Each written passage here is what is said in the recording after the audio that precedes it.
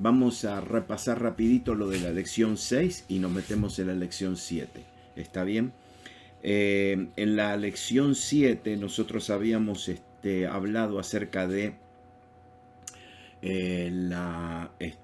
lo de Nicodemo y cómo Jesús le dijo que él no podía ni ver ni entrar al reino, ni ver ni entrar. Y le dijo si quería entrar y quería ver el reino, este era un lenguaje que los judíos conocían muy bien, esto del reino de Dios, porque ellos estaban esperando la manifestación del reino de Dios. Era un tiempo muy especial, donde se estaba cumpliendo una profecía muy clara acerca de la venida del Mesías, y ellos estaban ansiosamente esperando. Y Jesús le dijo, no, para ver el reino de Dios y para entrar al reino de Dios, hay que nacer de agua y de espíritu. Y básicamente lo que le estaba diciendo a Nicodemo era, esto del nuevo nacimiento, para ver y para entrar, no es algo ritualístico, no es un ritual. Los judíos estaban acostumbrados a rituales. Lo del agua, por ejemplo, para ellos era un ritual del bautismo, de sumergir a alguien bajo las aguas, y ellos creían que ese ritual hacía algo, y Jesús le dijo, no, es por agua y espíritu. Es decir, este nacimiento no es un ritual, es algo espiritual. Y Jesús después le dice, si yo les hablo de cosas terrenales y no me creen, ¿cómo me van a creer si yo les hablo de cosas celestiales? Entonces acá Jesús, ¿qué hace? Como él no entiende esto del agua y del espíritu y del nuevo nacimiento y de la fe, porque todo esto se apropia por la fe, entonces le trae a memoria un pasaje de la Torá, del Antiguo Testamento, que está en Números 21. Y número 21 era la situación de cuando el pueblo de Israel peca, y Dios permite que entren serpientes y que muerdan a mucha gente, y la gente se estaba muriendo. Y entonces dice que Jehová le dijo a Moisés, y entonces Jesús le habla de este pasaje. Es decir, cuando no puede entender un judío las cosas espirituales, entonces él le trae un pasaje de la Torá para que ellos entiendan esto. Y le habló acerca de cuando Dios le dijo a Moisés que se haga una serpiente ardiente, una serpiente de color. No era serpiente ardiente, era una serpiente de cobre, que es el color como no como de oro, pero más oscuro que el oro, se parece al fuego. Y entonces le dice, hazte una serpiente ardiente y ponla sobre una asta, y cualquiera que fuere mordido y mirare a ella, mirare a la serpiente, vivirá. Entonces Jesús hace una comparación entre la serpiente de Moisés y él mismo. Y le dice que no, la serpiente es un símbolo del pecado que habían cometido, pero también de la salvación. De la salvación. Y entonces se le dice, cuando ellos miraban a la serpiente eran sanados, eran salvos. Y entonces el que me mira a mí, ahora por la fe, también es salvo. Y entonces, claro, él cuando habla de esto de levantar, de cómo Moisés levantó una serpiente, él después usa esta palabra de levantar. Él en Juan 8 dice, cuando hayáis levantado al Hijo del Hombre, entonces conoceréis que yo soy y que nada hago por mí mismo, sino según me enseñó el Padre, así hablo. En Juan 12, él dice, si yo fuere levantado de la tierra, a todos atraeré a mí mismo. Y decía esto dando a entender de que muerte iba a morir. Y le respondió la gente, nosotros hemos oído de la ley, que el Cristo permanece para siempre. ¿Cómo pues dices tú que es necesario que el Hijo del Hombre sea levantado? Es decir, él fue levantado en una cruz. ¿Quién es este Hijo del Hombre? ¿No? Entonces, claro, ellos era muy difícil para ellos entender esto. Hasta el día de hoy, ellos niegan que Jesucristo es el Mesías porque murió. Porque murió. Es decir, hasta el día de hoy, ellos dijeron, no, ¿cómo puede ser este Hijo de Hombre, este Mesías, si va a morir, si va a ser levantado, ¿no? Entonces el Señor Jesús lo que estaba haciendo era invitándole a ellos a usar su fe, a mirar, a mirar. Le estaba diciendo que el nuevo nacimiento tiene que ver con poner su fe en la muerte y resurrección del Mesías. Y así como Cristo, como Moisés levantó la serpiente en el desierto, así es necesario que el Hijo del Hombre sea levantado, para que todo aquel que en él cree no se pierda, mas tenga vida eterna. Inmediatamente después de esto viene Juan 3:16. Porque de tal manera, sí, el Juan 3:16 está en el contexto de la serpiente, de que Jesús es levantado, como la serpiente es levantado sobre una cruz, y porque Jesús es levantado, eso significa que porque Jesús es crucificado, es asesinado, esa es la pura manifestación del amor de Dios. Para que todo aquel que en él crea no se pierda mas tenga vida eterna, porque de tal manera amó Dios al mundo, que ha dado su Hijo unigénito, al único, para que todo aquel que en él cree no se pierda, mas tenga vida eterna. Porque no envió Dios a su Hijo al mundo a condenar al mundo, sino para que el mundo sea salvo por él. El que en él cree no es condenado, pero el que no cree ya ha sido condenado. Entonces, esta es la manera en que Jesús le habla a este hombre que necesita nacer de nuevo por la fe, mirando a Cristo, pero mirándolo un día en la cruz. Y dicho sea de paso, Nicodemo lo vio, porque Nicodemo después fue uno de los discípulos que siguieron a Cristo, ¿no? Entonces, después de esto, después de este encuentro que Jesús tiene con este hombre, tiene otro encuentro. Y el encuentro es, dice que después de esto vino Jesús con sus discípulos a la tierra de Judea y estuvo allí con ellos y bautizaba. Juan bautizaba también en Enón, junto a Salim, porque había allí muchas aguas, y venían y eran bautizados, porque Juan no había sido aún encarcelado.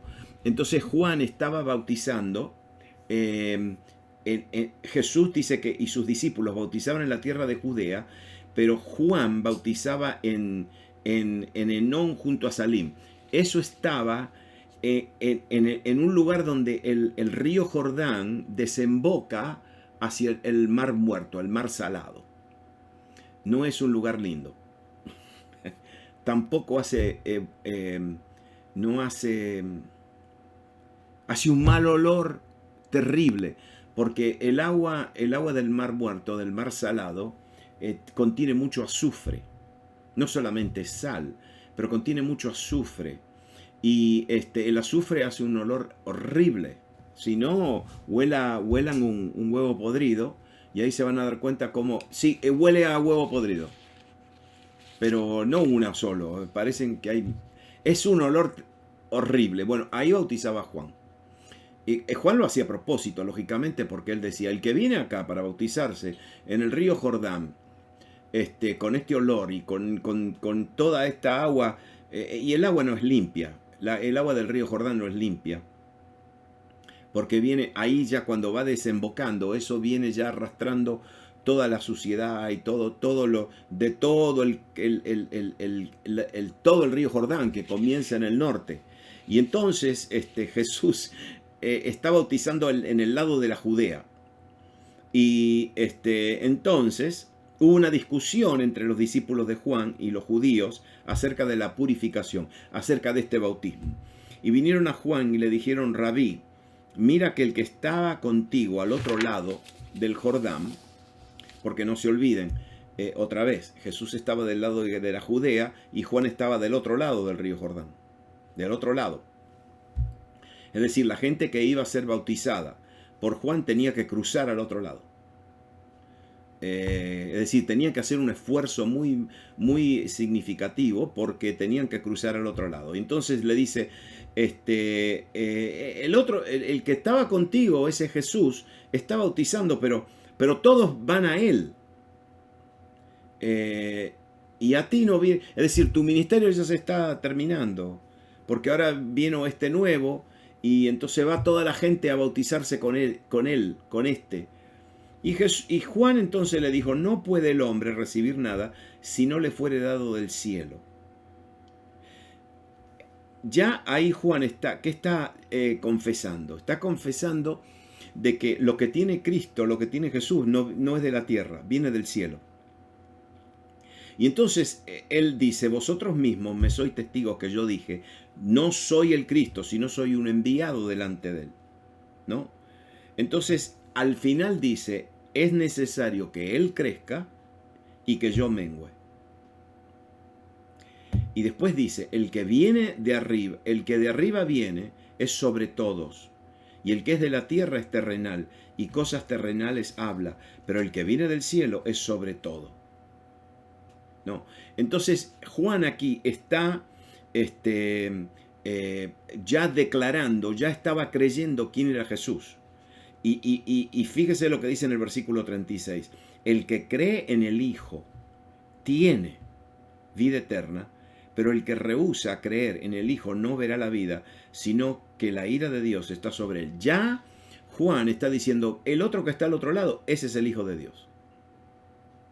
Ese es el Hijo de Dios. Entonces, fíjense, la entrevista con Nicodemo, ¿cómo termina? Termina con Jesús diciéndole, esto es todo por la fe. Y hay que creer que yo soy el Hijo de Dios, y el que cree en mí tiene vida eterna. ¿No? De tal manera amó Dios al mundo, el que cree tendrá vida eterna. Y hay que solamente mirar al que está levantado. Así termina Nicodemo. Ahora viene Juan, y Juan entonces, ¿qué declara? Que Jesús es el Hijo de Dios, y el que cree en el Hijo de Dios tiene vida eterna. Ahora viene la tercera entrevista, la mujer samaritana. Y entonces cuando el Señor entendió que los fariseos habían oído decir Jesús hace y bautiza más discípulos que Juan, entonces dice, se salió de Judea, se fue. Y se fue otra vez a la Galilea. No se olviden que la Judea estaba en el sur y la Galilea estaba en el norte. Y entonces fíjese lo que dice el versículo 4. Y le era necesario pasar por Samaria. ¿Por qué le era necesario? Me voy a adelantar un poquito. Cuando Jesús, después de que tiene toda esta conversación con la mujer samaritana, él habla con sus discípulos. Sus discípulos le decían, pero maestro, ¿por qué no comes? Te traímos comida, ¿por qué no comes? Y entonces, ¿se acuerdan lo que Jesús le dijo? Yo tengo una mejor comida. ¿Y cuál es mi comida? Hacer la voluntad de mi Padre. Entonces, ahora yo entiendo por qué le era necesario pasar por Samaria. ¿Por qué? Porque era la voluntad del Padre. Era la voluntad del Padre. Y entonces dice que llega a una ciudad de Samaria llamada Sicar, junto a la heredad que Jacob le dio a José. Y estaba allí en el pozo de Jacob. Y Jesús ahora se sentó ahí a la hora sexta, que es la hora del mediodía. Y el pozo estaba a una corta distancia del pueblo de Sicar. Muy corta, no. Era como, no sé, 1 kilómetro y algo, 2 kilómetros, 1,5 kilómetros, 2 kilómetros. Y era las 12 del mediodía y Jesús está cansado porque venía, no se olviden, venía de Judea y se iba a la Galilea. Salió del sur y se iba para el norte. Los judíos no tomaban el camino de Samaria, los judíos tomaban el camino de Jericó, que era un camino muy largo, y lo hacían a propósito para no pasar por Samaria, porque no querían encontrarse con ningún samaritano. Para ellos los samaritanos eran inmundos, ¿no? Porque era una raza de gente, una combinación entre judíos y asirios, y bueno, les tenían un horror, le tenían asco a los samaritanos, muy racistas eran. Y entonces esta mujer va al pozo a buscar agua. Las mujeres de Samaritana no iban a buscar agua a las 12 del mediodía, iban temprano a la mañana. Lo que pasa es que esta mujer tenía una reputación cuestionable, ustedes saben por qué, y entonces había tenido 5 maridos, el que tenía no era de ella, bueno, entonces nadie quería hablar con ella, posiblemente ella va a las 12 del mediodía y Jesús está ahí porque tenía que tener un encuentro con esa mujer.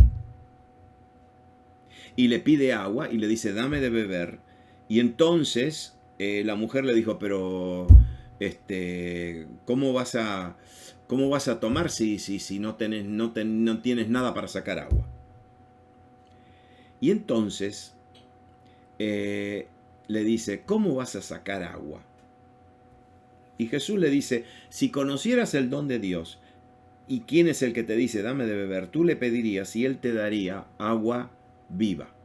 Agua viva significa un agua que te da vida, que produce vida. No se olviden que en la Biblia hay dos palabras para vida.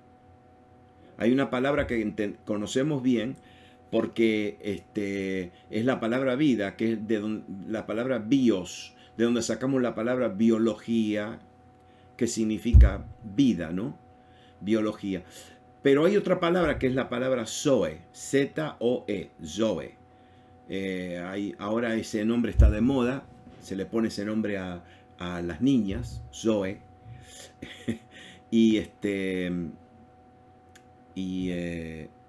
Zoe significa vida, pero no vida biológica, significa vida espiritual, vida espiritual.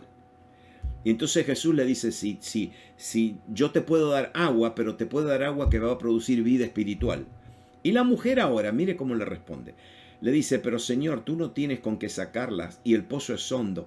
¿De dónde pues tienes agua viva? No entendió. Y después le dice, ¿acaso eres tú mayor que nuestro padre Jacob, que nos dio este pozo, del cual bebieron él, sus hijos y sus ganados?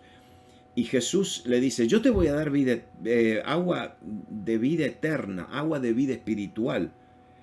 ¿Y por qué? Porque Jesús le dice, el que toma agua de este pozo va a volver a tener sed, pero el que bebiere del agua que yo le daré no tendrá sed jamás, sino que el agua que yo le daré será en él o en ella una fuente de agua que salte para vida eterna. No es algo, es recibir vida y después la vida esta que yo tengo es para mí. Esto es una vida que yo recibo, pero es una fuente que salta para vida eterna para que otros puedan venir a tomar, a beber de mí, ¿no? Y Jesús le estaba, otra vez, le estaba ofreciendo agua espiritual.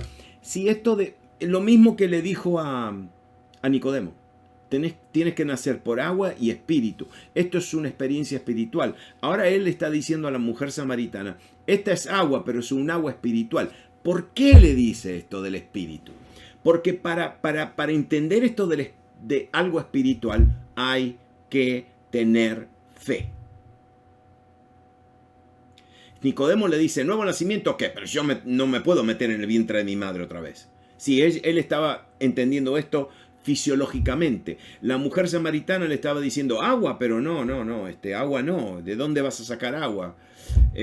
No puede ser, si no tienes nada para sacar. Y el pozo es profundo. A los dos le estaba diciendo, esto es algo espiritual. A Nicodemo le estaba diciendo, esto de nacer es por el espíritu. Es espiritual, hay que usar la fe. Y a la samaritana le está diciendo, esta agua es agua espiritual, tienes que usar la fe. Claro, la mujer no entiende, le dice, dame de esta agua, ¿para qué? Para que yo no vuelva a volver otra vez a este pozo todos los días a buscar agua. Ella estaba entendiendo agua física.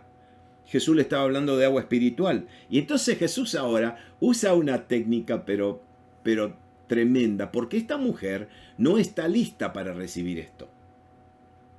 No está lista. ¿Por qué? Y porque esta mujer tenía impedimentos en su vida. Ataduras en su vida. Y lo que Jesús está diciendo es, te voy a dar una oportunidad para ser libre. Y entonces le dice Jesús, ven y llama a tu marido y ven acá. Es decir, vete al pueblo, llama a tu esposo y vuelvan los dos. Y la mujer le dice, no, yo no tengo marido. Y Jesús le dice, sí, ya sé, bien has dicho, no tengo marido, porque 5 maridos has tenido y el que ahora tienes no es tu marido. Esto has dicho con verdad. Claro, esto ¿qué le está dando Jesús? Le está dando una oportunidad para que esta mujer haga un cambio en su vida. Le puso el dedo en la llaga.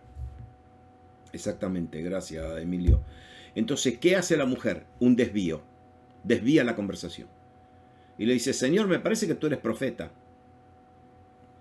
Nuestros padres adoraron, y entonces ahora otra vez la desvía peor todavía. Le dice, nuestros padres adoraron en este monte y ustedes dicen que en Jerusalén es el lugar donde se debe adorar. Ustedes, entonces Jesús le dice, ustedes adoran lo que no saben.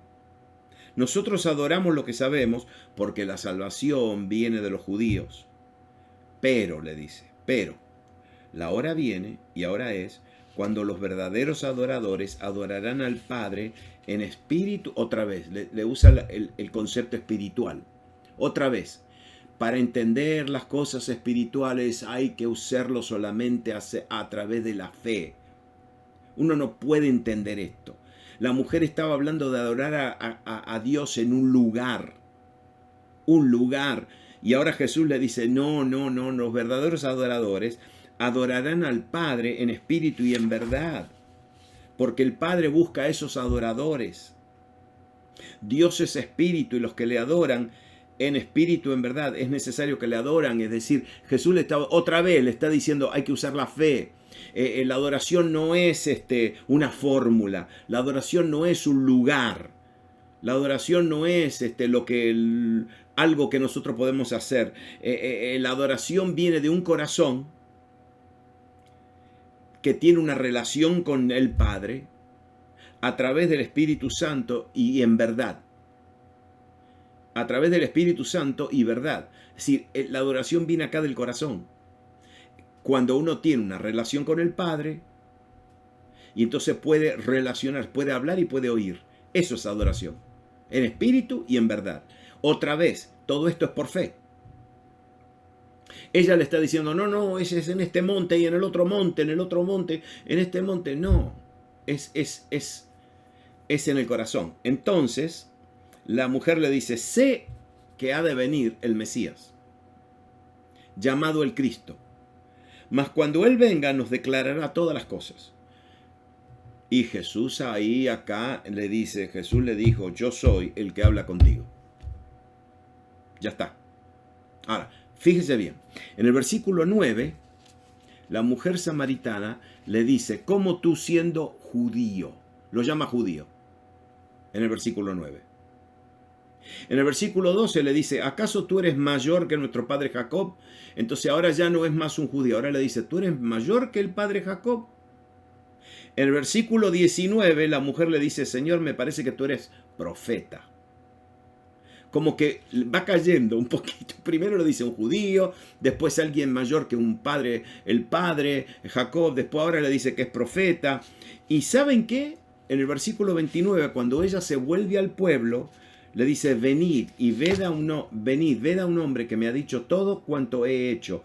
¿No será este el Cristo? Es como una progresión que la mujer está teniendo. ¿Y quién la lleva hacia esa progresión? Jesús. Como que la lleva a través de la conversación. Le habla de agua viva. Después le dice que esta agua le va a dar vida espiritual. Después, cuando ella le pregunta, pero si no tienes para sacar agua, porque esa vida que sale del pozo, y Jesús le dice, no, esta agua que yo te estoy diciendo no sale de este pozo. Esto es para los adoradores que adoran al Padre en espíritu y en verdad. Y entonces la mujer es impactada y se vuelve al pueblo. Se vuelve al pueblo a decirle, yo he conocido a un hombre que me dijo todo. Me parece que este es el Cristo. Mientras, escúcheme bien ahora, mientras la mujer vuelve al pueblo, que queda un ratito de distancia, y vuelve con toda la gente del pueblo, los discípulos llegaron con alimentos. Y Jesús ahora entabla una conversación con los discípulos. La mujer no está, se volvió. Y entonces dice, en esto vinieron sus discípulos y se maravillaron que hablaba con una mujer. ¿Cómo este rabino puede hablar con una mujer? Y para colmo una samaritana, no puede ser. Esto está en contra de la cultura. Y Y, y ninguno dijo, ¿qué preguntas o qué hablas con ella? Nadie le preguntó, pero se maravillaron. Entonces la mujer dejó su cántaro y fue a la ciudad y le dijo a los hombres, venid, ved a un hombre que me ha dicho todo cuanto he hecho, ¿no será este el Cristo? Entonces salieron de la ciudad y vinieron a él. Entre tanto, los discípulos le rogaban diciendo, Rabí, come. Y él les dijo, yo tengo una comida que comer, que vosotros no sabéis. Entonces los discípulos decían uno a los otros, ¿le habrá traído esta mujer algo de comer? Capaz que le trajo un sándwich o algo, o radicheta. Pero claro. Bueno, vos sabés que, bueno, el Sicar, donde está el pozo, ¿viste? Sí. A ver, se con... Bueno, esto está en medio de un valle, un medio valle, ¿me escuchás bien? Sí. Es que separa. Está el pozo, entonces cuando Jesús está sentado ahí, se corta. Cuando Jesús está sentado ahí y ellos le hablan de qué comida le habrá traído a esta mujer, los discípulos y Jesús ven venir, bajar de la Sí, ahora viene eso. con el collado, por los collados. Sí, Entonces vienen todos vestidos de blanco. sí. Y Jesús dice, mirad los campos blancos para la siega, para que vean esos samaritanos que están para comer. Bueno, seguimos. No. Ese era el... te adelantaste al próximo punto. Los samaritanos se vestían todos, hasta el día de hoy se visten de blanco. Y se vestían todos de blanco en aquel tiempo. Claro, cuando esta mujer va al pueblo y los trae a todos, ellos ven venir a todos estos samaritanos, cientos de samaritanos, bajar, ¿no?, del pueblo, y Jesús le dice, mi comida es que haga la voluntad del que me envió y que acabe su obra. Ahora yo entiendo por qué Jesús dijo, me es necesario pasar por Samaria. Porque los samaritanos tenían que escuchar, tenían que oír el mensaje del Evangelio, que había llegado el Cristo. Y entonces Jesús le dice, ¿no decís vosotros, aún faltan 4 meses para que llegue la siega? Entonces, cuando llega la cosecha, todos los campos están blancos, se ven blancos, ¿sí? Pero todavía faltaban 4 meses para la cosecha. Entonces Jesús le dice, todavía no es tiempo para la cosecha. Los campos de trigo no están blancos. Pero miren. David, Sí. Sicilia, nuestro pueblo. Sí. ¿Cómo sabían ellos que tenían que cosechar? Y se cosechaban el día. Porque nuestros pueblos están también entre valles y colinas. Y en la misma dirección de Israel. Se elevaban hacia la colina, la espiga tiene un plumenillo Eso. que se blanquea, Sí. se decae de la espiga. Entonces ellos miran, está lista la cosecha. Sí. Llamamos a David, al hermano, al tío, al pariente, ese día cosechamos mi campo. Sí. Porque si llegaba a llover, eso se perdía, se echaba a perder. Sí. Y ahí vienen los colaboradores, que son los Colaboradores. Exacto. Colaborador. Ayúdame a cosechar y después mañana cosechamos el tuyo. Ahora, qué lindo. ¿cómo sé que el campo está blanco? Porque el plumenillo de la espiga se pone blanco y se ve de arriba Todo blanco. ¿Sí? Adelante, joven.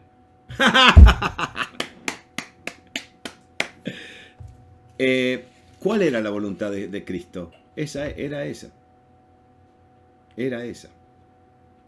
Cuando ven a los samaritanos que se acercan, dice, el que ciega recibe salario y recoge fruto para vida eterna, para que el que siembra goce juntamente con el que ciega. Porque en esto es verdadero el dicho, uno es el que siembra y otro es el que ciega. Y yo os he enviado, ahora Jesús le dice a los discípulos, yo os he enviado a cegar lo que vosotros no labrasteis. Otros labraron y vosotros habéis entrado en sus labores. Dice, esto, yo estoy sembrando, le dice, ustedes van a cosechar. Ustedes van a cosechar. Resultado, muchos de los samaritanos de aquella ciudad creyeron en él por la palabra de la mujer, que daba testimonio diciendo, me dijo todo lo que he hecho. Entonces vinieron los samaritanos a él y le rogaron para que quedase con ellos, y se quedó allí 2 días. Esto es insólito, que un judío,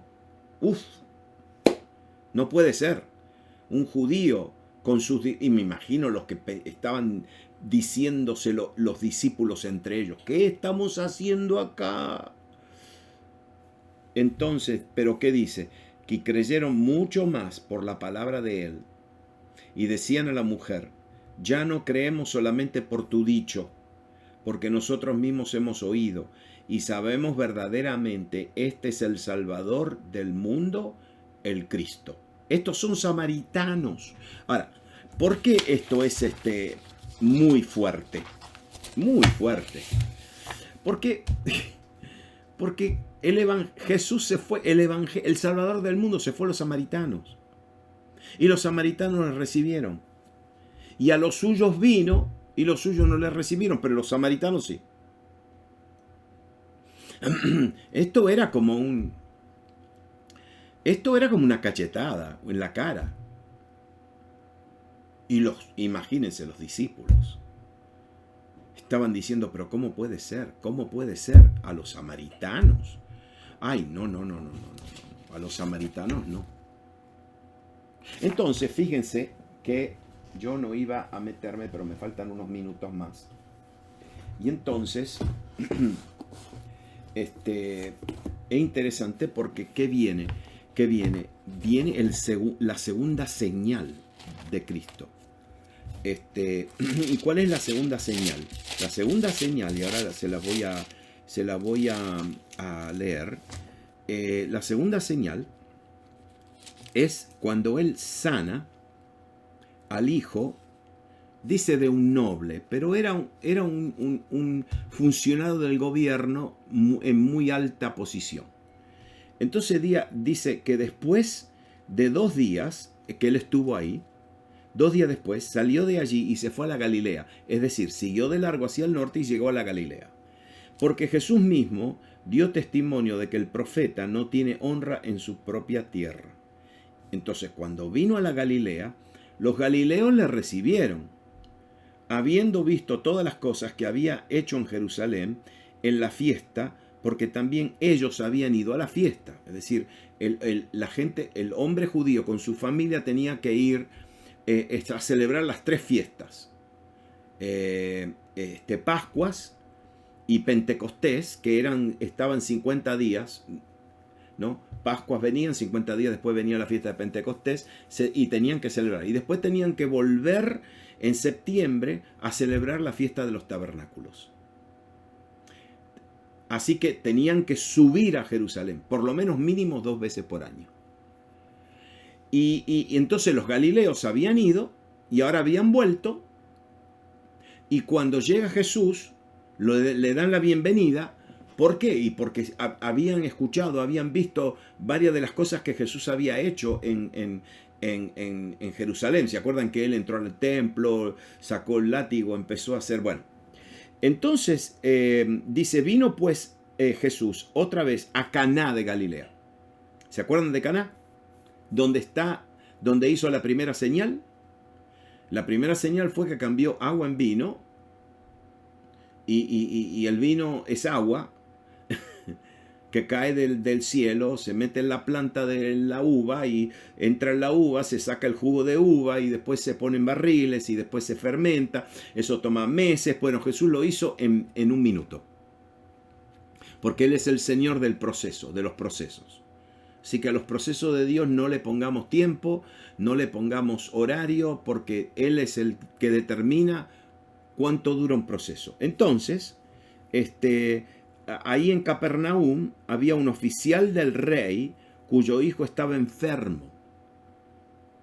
No se olviden que en Israel había no había un rey, había 3 reyes, los hijos de Herodes, que habían dividido el territorio, y entonces ahí en Galilea había un rey, había un oficial del rey, y entonces cuando oyó que Jesús había llegado a Judea, de Judea a Galilea, vino a él y le rogó que descendiese y sanase a su hijo que estaba a punto de morir, estaba moribundo.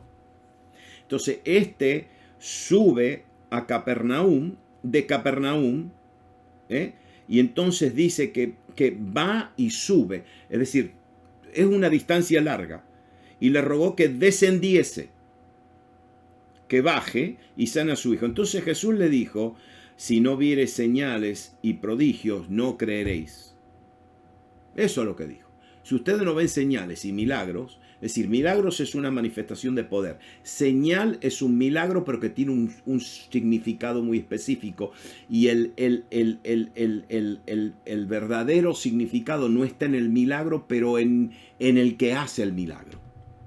Porque está tratando de dar un mensaje a través del milagro. Entonces el oficial le dijo, Señor, desciende antes que mi hijo muera.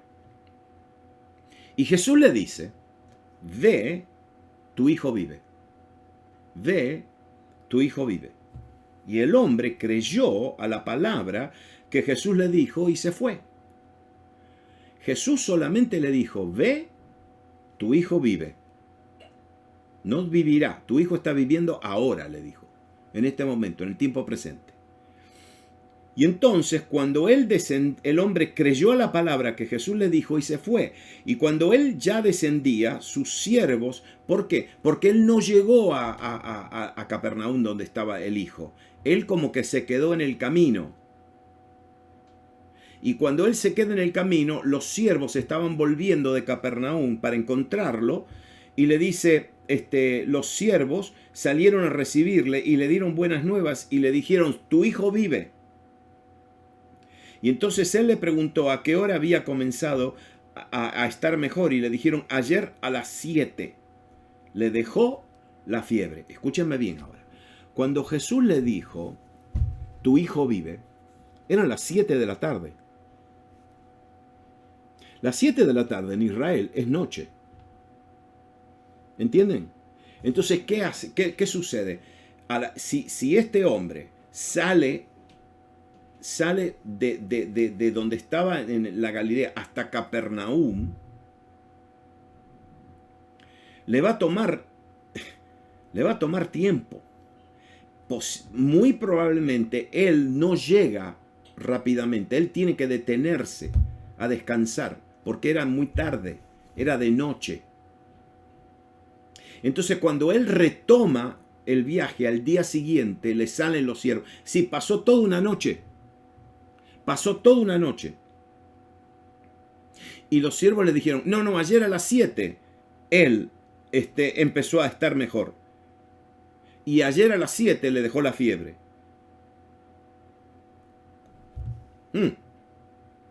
Y el padre entonces entendió que aquella era la hora en que Jesús le había dicho, tu hijo vive. Y creyó él con toda su casa. ¡Wow! Y esta segunda señal hizo Jesús cuando fue de Judea a Galilea. ¿Cuál es la señal? Que Jesús es el Señor de las distancias.